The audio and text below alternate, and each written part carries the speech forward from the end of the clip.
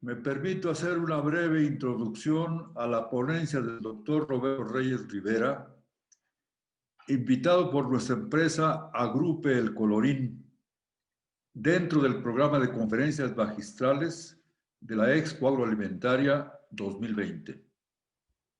Por segundo año consecutivo,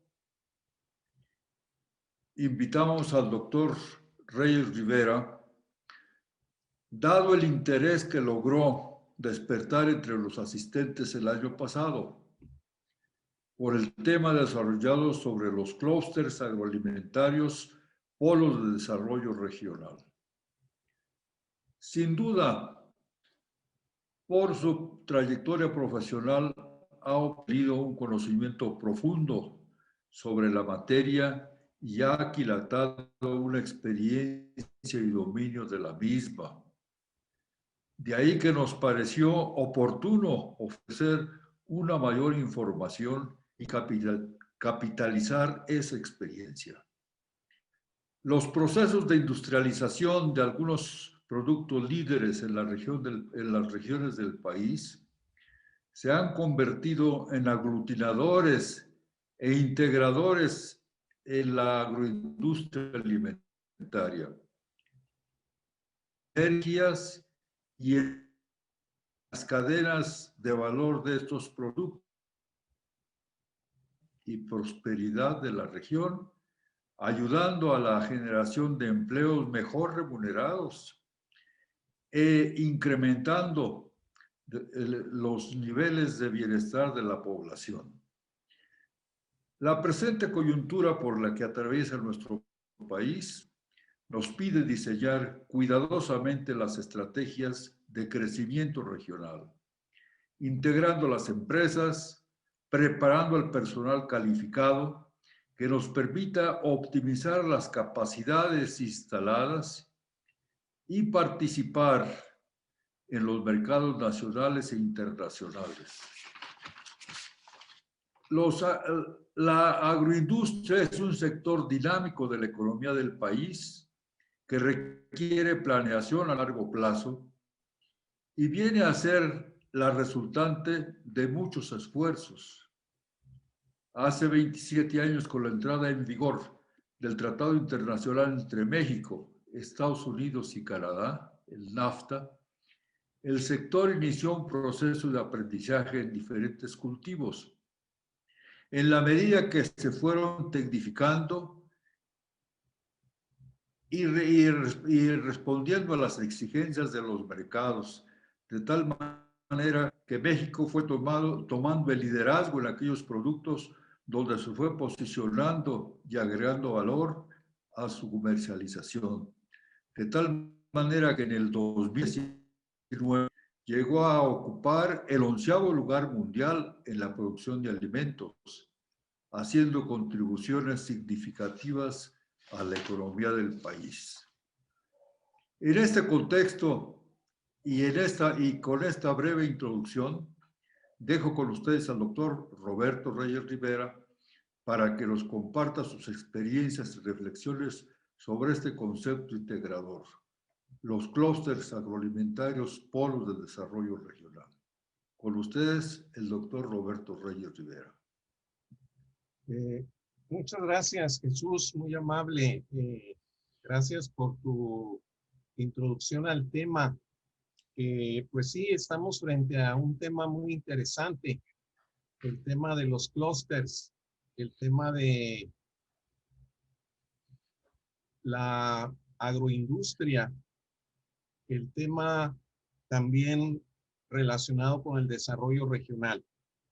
Voy a iniciar agradeciendo la invitación de Agroalimentaria para nuevamente estar con ustedes con este tema de clúster.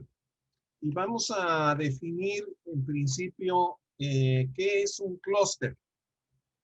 Vamos a pedirle por favor que tengan la amabilidad de poner la presentación para poder, gracias, para poder ir viendo la presentación. Vamos a pasar a la siguiente lámina para revisar el concepto de clúster. Aquí tenemos la editora del doctor Michael Porter, y que fue 20 años editora de la Harvard Business Review, John Magreta. Esta dama, en su libro Comprendiendo a Michael Porter, que ya existe en español, hace una definición de qué es un clúster. Y un clúster no es más que una concentración geográfica de empresas, proveedores, universidades, industrias conexas e instituciones especializadas. Los clústeres tienen como característica el ser regiones de crecimiento exitosos y impulsan factores como la competitividad, el espíritu emprendedor y el desarrollo de nuevas industrias. Por eso han tenido tanta relevancia los clústeres. Vamos a pasar a la siguiente lámina, por favor. Bueno, siempre las personas se preguntan, e inclusive me preguntan, que si, ¿cuándo podemos considerar a un grupo de empresas un clúster? Vamos a revisar los conceptos del libro de Michael Porter, que en español lleva por título Ser competitivo. En ese libro hay un artículo que Porter escribió sobre el tema de los clústeres, y él da cuatro elementos para nuestro juicio de cuándo considerar un clúster. El primero es cuando existe una masa crítica de empresas de base local o una subsidiaria de empresa extranjera que haya pasado la prueba de mercado, ¿verdad? O sea, pueden ser un grupo pequeño de empresas que están agrupadas en una región, o también puede ser el caso de una empresa extranjera subsidiaria o empresas extranjeras subsidiarias que estén agrupadas en una región y que hayan pasado la prueba de mercado. Esta sería lo primero. Ahora vamos a pasar al segundo punto. Cuando se cuenta con ventajas específicas que son importantes para la competencia, como el talento especializado, las condiciones especiales de la demanda, la localización favorable, el marco regulatorio apropiado y confiable para el desarrollo del clúster.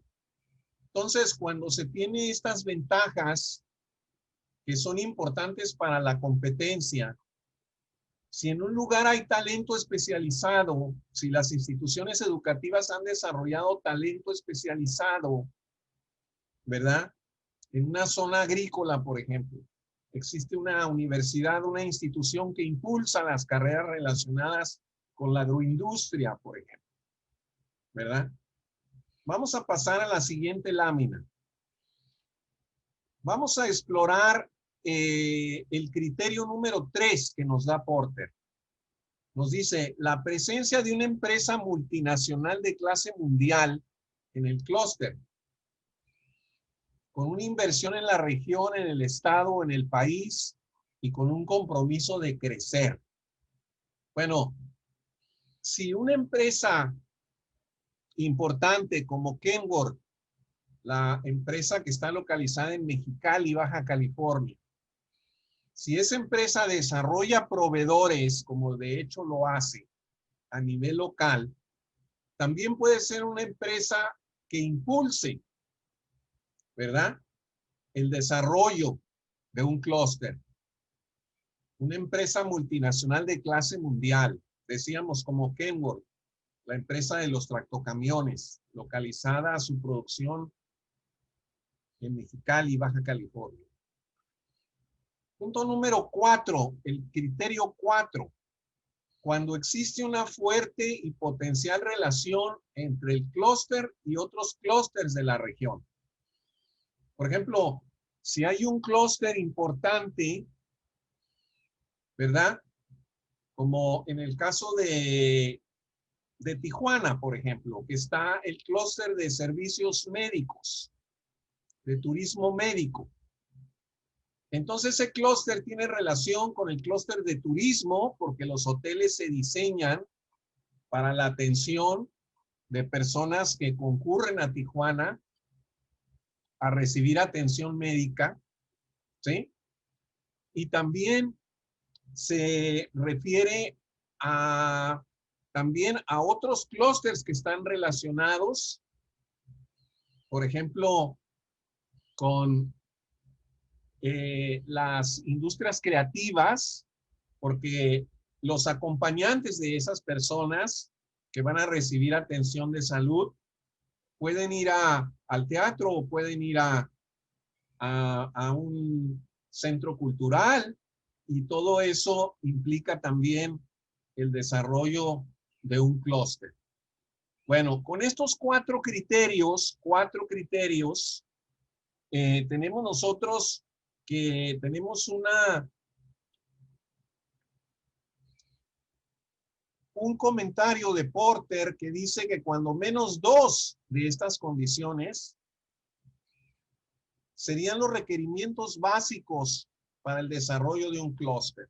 Es decir, si de estos 4, por lo menos 2, una región, en una industria, en una agroindustria, cuenta con 2 por lo menos, entonces podríamos ya pensar en que existe un potencial básico para el desarrollo de clústeres. Vamos a pasar a la siguiente lámina. Bueno, hemos incorporado aquí la presencia del doctor Igor Anzov, el padre de la planeación estratégica. Anzov establece la importancia de los planes estratégicos para las organizaciones. Y cuando estamos hablando de los clústeres requieren de un plan estratégico. Requieren de un plan estratégico que señale cuál es el propósito del clúster, ¿verdad? Como ya vimos, ahorita vimos 4 criterios diferentes que puede haber, en donde probablemente no todos los clústeres están alineados con un criterio. Pudieran cambiar a otro criterio de los 4 que señalamos. Entonces, el propósito de un clúster puede ser generar empleo, puede ser generar valor agregado, puede ser promoverse las empresas en conjunto a nivel internacional, puede ser generar una marca en común, o puede ser una combinación de varios de estos. Cuando nosotros estamos hablando de eso, estamos hablando de que se requiere ordenar las inquietudes de los gobiernos, pero también muy importante de quienes liderean, de los empresarios, pero también muy importante de quienes generan el talento de las universidades. Entonces, esto llamado la triple hélice se integra en un plan estratégico, ¿sí? Por eso la presencia del profesor Anzov. Vamos a pasar a la siguiente, por favor. Bueno, ¿de dónde emerge nuevamente el pensamiento de los aglomerados geográficos, hoy denominados clúster? Bueno, fue en 1990 cuando el doctor Michael Porter publicó el libro de la ventaja competitiva de las naciones. Este libro, muy importante para todos los estudiosos y para muchos empresarios y funcionarios de gobierno, sobre la competitividad de los países, ¿sí? Y aquí en este libro, Porter hace un estudio de 10 países, ¿sí? Un estudio que duró 4 años. 4 años duró el estudio, en donde se estudiaron los países que generaban mayor valor agregado por sus exportaciones, ¿sí? Bueno, entonces, en este libro se emerge la figura del clúster como una figura apropiada para organizar a las regiones, a los territorios, para la competitividad. Esa es la importancia que tiene el libro de la ventaja competitiva de las naciones. Vamos a pasar a la siguiente lámina. Bueno, en el 2015 se celebraron 25 años de la publicación de la ventaja competitiva de las naciones. Y Emerald publicó varios artículos en este compendio que se llama Competitiveness Review, la ventaja competitiva de las naciones 25 años después.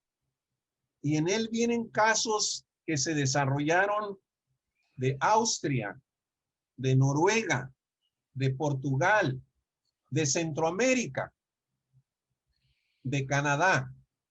O sea, fueron varios países, varios estudiosos que publicaron para la celebración de la publicación de la ventaja competitiva de las naciones.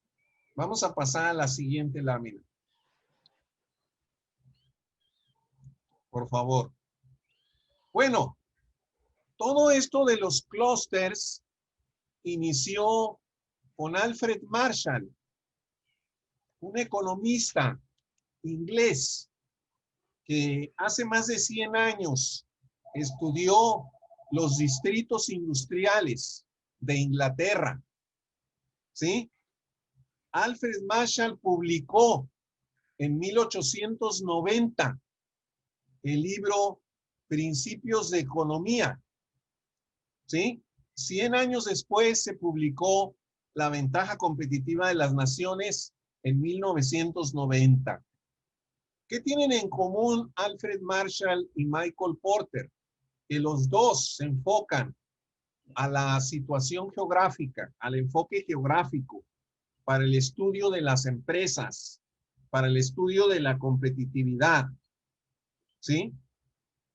Entonces, Marshall estudió cómo en un mismo vecindario donde se ubicaban empresas, en un mismo, le llamó el distrito industrial, él empezó a percatarse de que se compartían conocimiento, se compartía tecnología, se compartían iniciativas empresariales, y todo esto lo documentó en el libro de Principios de Economía que publicó en 1890.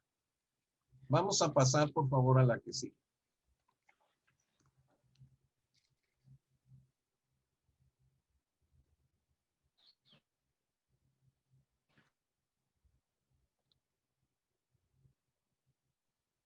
La que sigue, por favor, la siguiente lámina.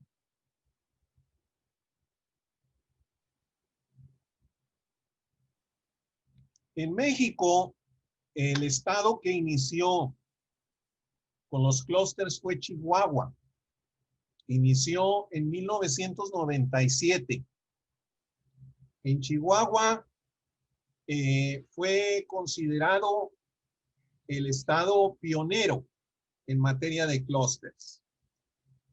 En Baja California, nosotros, para inducirnos al campo de los clústeres, iniciamos con una política de desarrollo empresarial. una publicación que definió vocaciones para la región. Esto es muy importante porque no basta con concentrarnos en un clúster, sino lo importante también es ver cómo otras áreas de la región se pueden impulsar como vocaciones. Entonces, esto dividió en 3 tipos de vocaciones, 3. Las vocaciones razonables, que es donde el Estado es mejor que el promedio de la mayoría de los estados en su generación de valor, ¿sí? Las vocaciones por impulsar, la número 2, por impulsar, que se trata, cuando hablamos de las vocaciones por impulsar, estamos hablando de aquellas vocaciones que están por arriba del 1% del valor agregado censal del Estado, ¿sí? Y por último, las vocaciones por incubar, que son las vocaciones donde nuestros nietos van a trabajar, ¿sí? O donde los treintones y cuarentones, sus hijos van a trabajar, ¿sí? Entonces tenemos 3 tipos de vocaciones, las razonables, las por impulsar y las por incubar. Y es muy importante generar una política de desarrollo empresarial para poderle dar estructura, no solamente a un clúster, sino ver varias iniciativas de clústeres, ¿sí? Por otro lado, otro aspecto importante a destacar es que para que realmente una política sea una política pública, es importante tomar la opinión de los empresarios, tomar la opinión del gobierno, tomar la opinión de las universidades, ¿sí? Para poder impulsar una política de desarrollo empresarial como una política pública. Vamos a pasar a la que sigue, por favor. Bueno, aquí está el doctor Michael Porter y están unos colegas viendo la foto del lado de frente. Pues del lado derecho están unos colegas, del lado izquierdo está su servidor y estamos en Harvard, celebrando en el 2015, como les decía, los 25 años de la publicación de la ventaja competitiva de las naciones, ¿sí?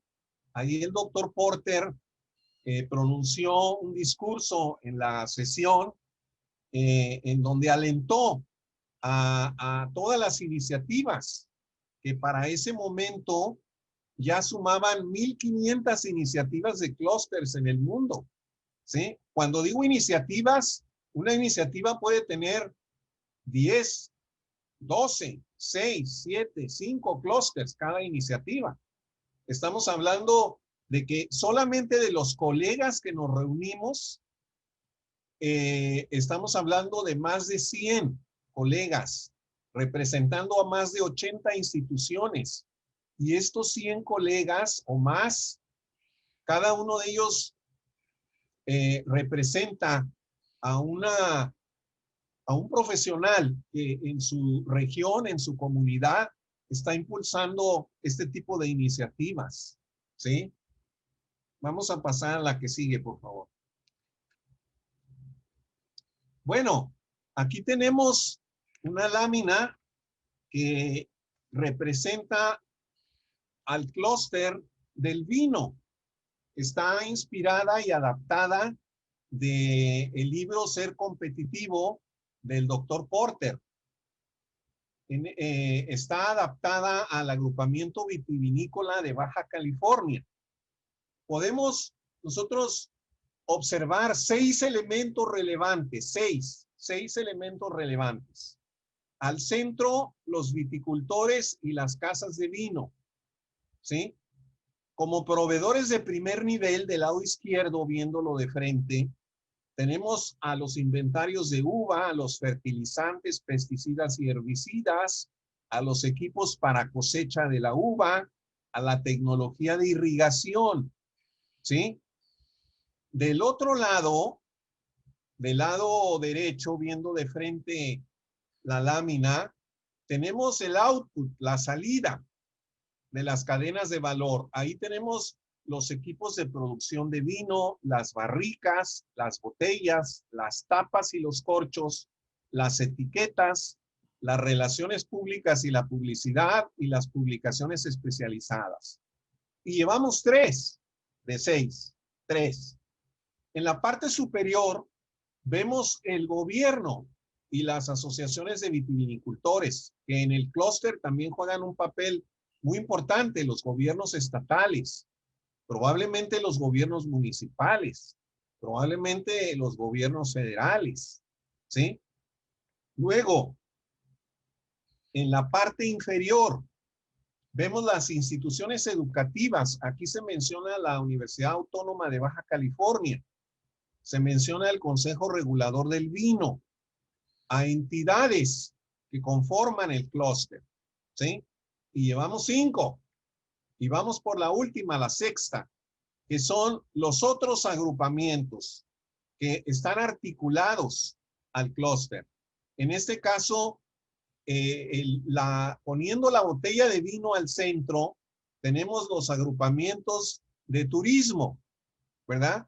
Ahora la región del vino se ha convertido en una región turística en Baja California, el Valle de Guadalupe, ¿sí? Mucha gente se quiere ir a cazar allá, etcétera, ¿no? Mucha gente va por un día o 2 días, comen, se hospedan ahí, hay hoteles, hay hospedaje de diferentes niveles, de precios, hay excelentes restaurantes, ¿sí? Pero también está el agrupamiento industrial de alimentos, los que producen quesos, los que producen pan, los que producen pasteles, que está relacionado también todo esto, ¿sí? Y el agrupamiento agrícola, de industria agrícola, ¿verdad? Entonces vemos que son 6 los elementos los que hemos mencionado, ¿sí? Vamos a pasar a la que sigue. Aquí tenemos un esquema, un gráfico, lo que se llama técnicamente una anatomía del clúster.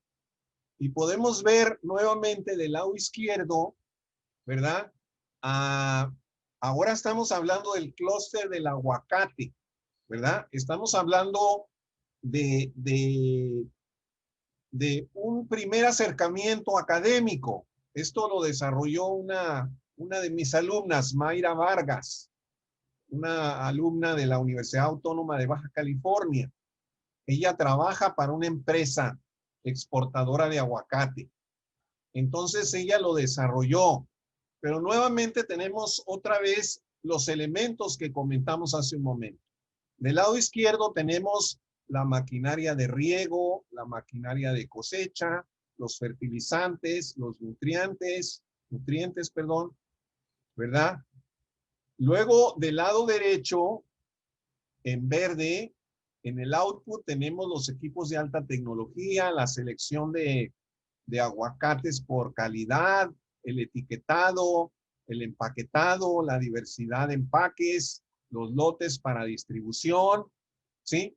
En la parte superior de la anatomía del clúster o gráfico del agrupamiento tenemos las universidades, la Universidad Don Vasco, la Universidad Contemporánea de las Américas, la Universidad Politécnica de Uruapan, el Centro de Estudios Universitarios Vizcaya de las Américas. Luego vemos también las instituciones de gobierno, SAGARPA, el Instituto Mexicano del Seguro Social, el SAT, Sedesol, etcétera. Y luego vemos los clústeres que están relacionados, el clúster de alimentos, el de servicios, de insumos para la producción de aguacate, el clúster de distribución o de logística, muy importante para el aguacate, el clúster agrícola en general, ¿sí? Al centro vemos los pequeños productores, los proveedores, ¿sí? Los terratenientes y las empresas comercializadoras de aguacate. Es un bosquejo, una anatomía todavía a nivel académico. No se ha hecho un trabajo formal, profesional. Pero bueno, es para dar un trazo en esta presentación. Vamos a pasar a la que sigue, por favor. Aquí vamos a enunciar como de una manera ilustrativa cuáles son los clústeres que a la fecha cuenta Baja California. Esto publicado por la Red de Clústeres de Baja California en el 2017, perdón. Tenemos el clúster aeroespacial. Tenemos el clúster de productos médicos. Perdón. Tenemos, perdón, el clúster de bioeconomía. Tenemos el clúster de logística. Tenemos el clúster de servicios de salud. Tenemos el de turismo médico. Tenemos el mueblero y el de producto vid, que fue el que comentamos. Aquí tienen ustedes una gama de agrupamientos que pudieran también impulsarse. Digo, estos o otros, de acuerdo a las vocaciones de cada región, se podrían impulsar teniendo como eje un clúster agrícola, del cual se desprenda un clúster del aguacate, ¿verdad? O estoy poniendo eso como ejemplo, pensando, por ejemplo, en Michoacán, pero podemos pensar en otras partes de México y podemos pensar en otras partes de América del Sur. Allá también hemos estado trabajando con Paraguay. Hemos estado trabajando con Paraguay, hemos estado trabajando con Costa Rica. Trabajamos en Paraguay con el Programa de Naciones Unidas para el Desarrollo, el PNUD. Trabajamos en Paraguay también con el Banco Interamericano de Desarrollo.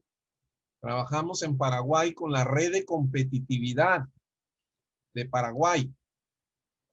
¿Sí? Entonces, depende de la región, depende de las vocaciones de la región. ¿Sí? Bueno, pasamos a la que sigue. Bueno, si ustedes quisieran profundizar más en el tema, los invito a que vean la presentación que hay en TEDx Tijuana, en donde un servidor explica la importancia de la cooperación para los clústeres, uno de los retos más importantes para México y para los mexicanos, para nosotros los mexicanos. Entrar a la cultura de la cooperación, en las cosas que podemos, en donde estamos débiles y necesitamos sumarnos para fortalecernos. En donde estamos fuertes, ahí no se requiere, pero donde necesitamos ayuda, ahí es donde podemos impulsar la cooperación. Ustedes pueden entrar nada más con TEDx Tijuana, Roberto Reyes Clústeres y Cooperación. Y espero les agrade. Es una presentación que dura 16 minutos, menos que esta inclusive, ¿sí? Pero que puede ser también algo complementario. Pasamos a la que sigue, por favor. Bueno, esto es todo. Me dieron 30 minutos, siempre tomo menos. Según mi reloj, llevamos 25 minutos, ¿verdad?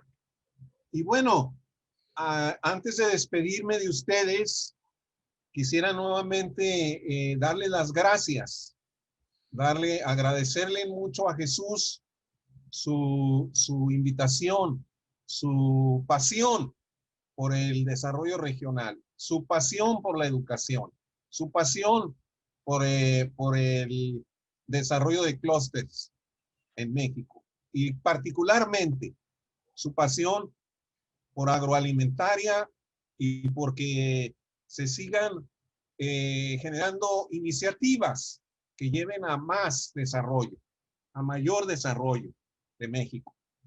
También quisiera agradecer agroalimentaria que me tomen en cuenta nuevamente, ¿verdad? Que me tomen en cuenta para estos temas. Yo quedo de ustedes. Mi correo es robertoreyesrivera@yahoo.com por si alguien tiene una pregunta. Comprendo que este año, por las condiciones de salud, de cuidado de la salud, pues las presentaciones van a ser por este medio.